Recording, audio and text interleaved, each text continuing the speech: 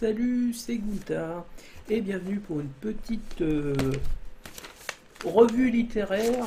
Donc je viens de recevoir la revue éditée par Caractère sur les chars, bien sûr. Et donc je voulais partager l'ouverture avec vous. Donc j'ai mis mes lunettes de vieux parce que je ne vois plus rien. Je deviens vraiment miro. Et donc je suis obligé de mettre mes lunettes de lecture, sinon je vois que dalle. Alors c'est terrible. Ah là. Eh ben c'est un hors-série que je vais vous montrer tout de suite. Les matériels de l'armée soviétique durant la Deuxième Guerre mondiale. Wesh.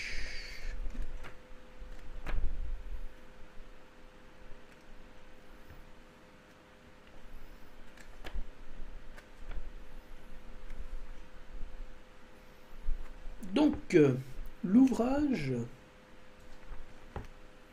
comprend un certain nombre de pages, 113, et est coupé en différents chapitres, bien évidemment. Donc, vous avez d'abord les chars de combat.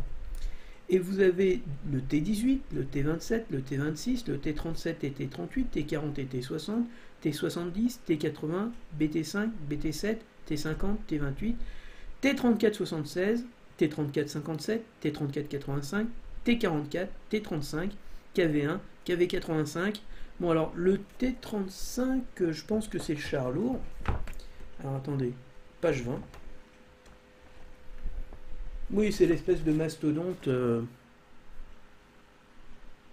Voilà. Et donc, à partir de là, c'est les chars de combat, mais les chars de combat lourds, on va dire. Puisqu'ensuite, on trouve le KV-1, le KV-85, l'IS-1 et l'IS-2, l'IS-3, et les blindés du Lend-Lease. Donc, ce sont en fait le pré-buy américain. Donc ensuite, vous avez les Aerosanis, page 29. Alors ça, je ne sais pas du tout de ce dont il s'agit. Eh bien, ce sont des aéroglisseurs. Et il y en a un. Le NKL 26. Voilà, alors là, vous allez apprendre quelque chose. Moi, je ne connaissais absolument pas un aéroglisseur soviétique. Ensuite, vous avez les blindés du génie, les porte-ponts, les démineurs, les dépanneurs. Donc ça, c'est vraiment des choses qu'on ne voit pas souvent. Et c'est vraiment quelque chose d'intéressant. Ensuite, vous avez les véhicules antiaériens. Et dedans, vous trouvez... Hop, je vais essayer de les retrouver. Les canons automoteurs, non, c'est pas ça. Voilà. Les antiaériens. Le Yak-10, le 29K. On le connaît peut-être sous un autre nom. Mais regardez, ça va vous dire quelque chose, ceux qui ont fait les Russes. Voilà, celui qui a comme un canon de 88 et que moi je jouais exclusivement en anti-char. Et ensuite vous avez le ZSU-37, et donc qui visiblement... Et vous avez la Maxim M4, la première merde russe, enfin celle-là elle est vraiment moche, et très inefficace à mes yeux. Voilà. Donc c'est tout ce qu'il y a. Et ensuite vous avez les chasseurs de chars. Et donc, on trouve le ZIS-30, notre fameux premier petit TD, le SU-76, ensuite les SU-85, ensuite les SU-100, les ISU-122 et 122S, et les SU-76I. Donc là, on ne met pas les canons automoteurs. Hein. Les canons automoteurs, ça vient après.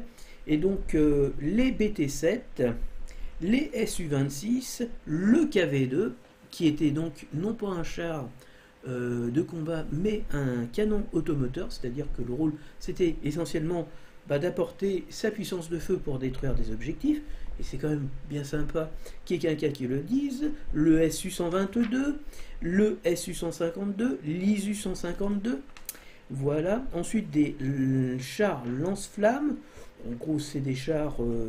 des véhicules c'est des chars traditionnels sur lesquels on a mis un lance-flamme plutôt qu'un canon. Enfin, généralement, le canon sert de soutien au lance-flammes. Vous avez l'artillerie, les katyushas, les canons, canons anti-chars, canons d'artillerie classique.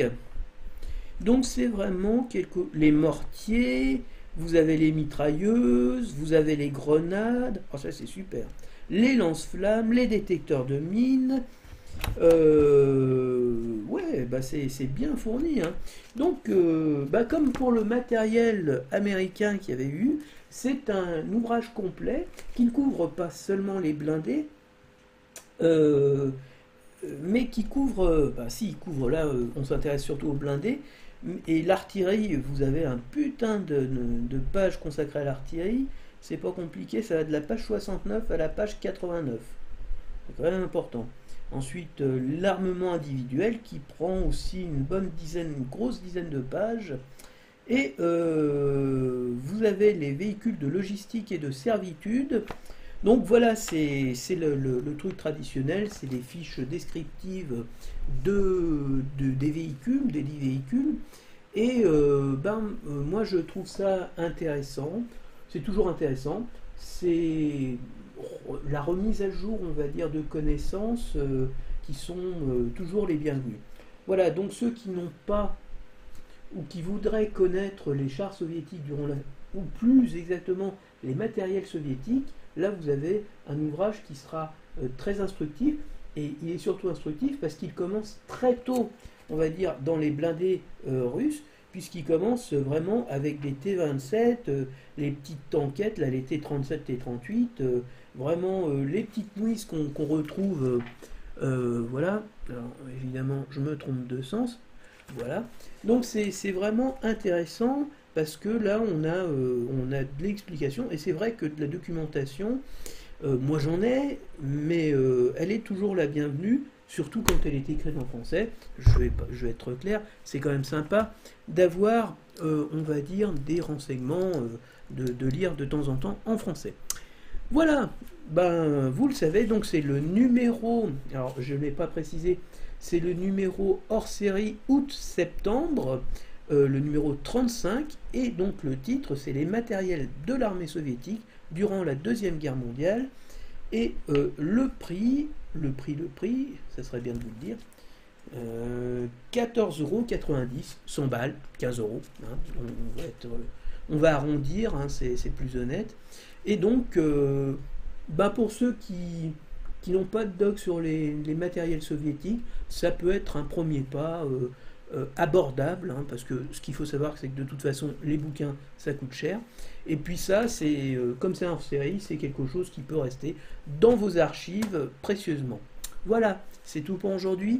À la prochaine. Ciao, ciao!